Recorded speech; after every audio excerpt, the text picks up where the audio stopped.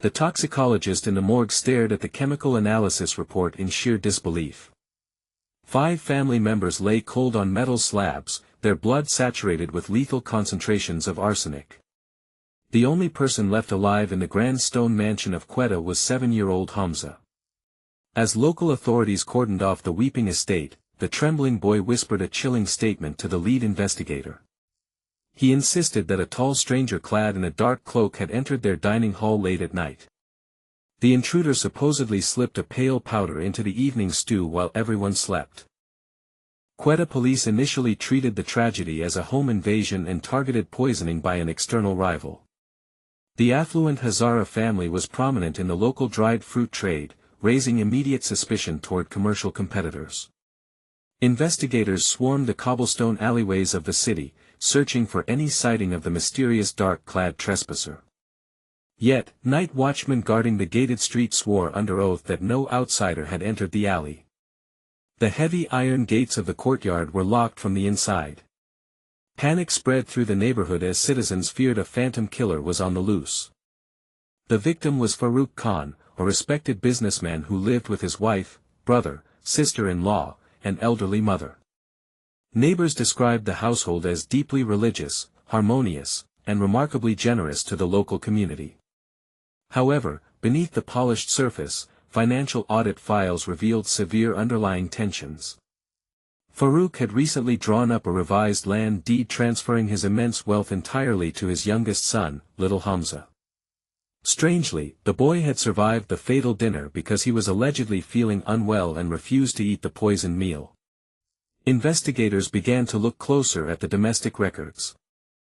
Detectives recovered the serving dishes from the elaborate dining table for forensically detailed chemical examination. Forensic reports confirmed that the arsenic was thoroughly mixed into the traditional mutton curry, indicating it was cooked directly into the meal. Strangely, no traces of poison were found anywhere in the estate kitchen canisters or pantry storage.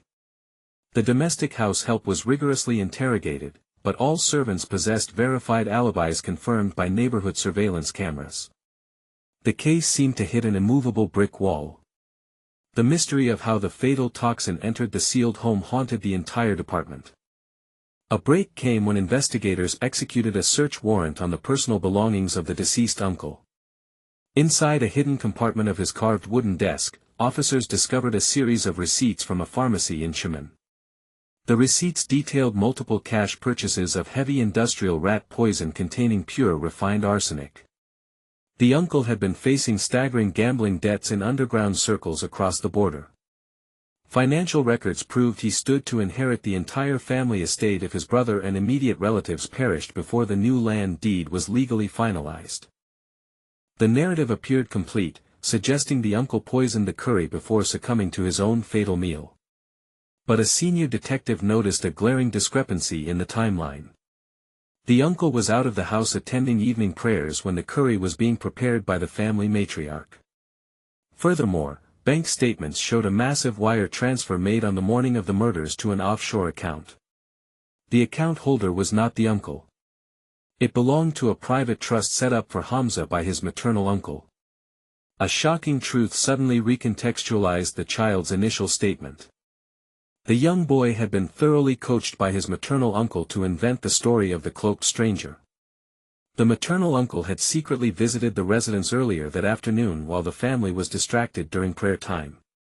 He slipped the lethal toxin directly into the cooking pot with the assistance of the boy, who had been manipulated into believing it was a special medicine to cure his grandmother.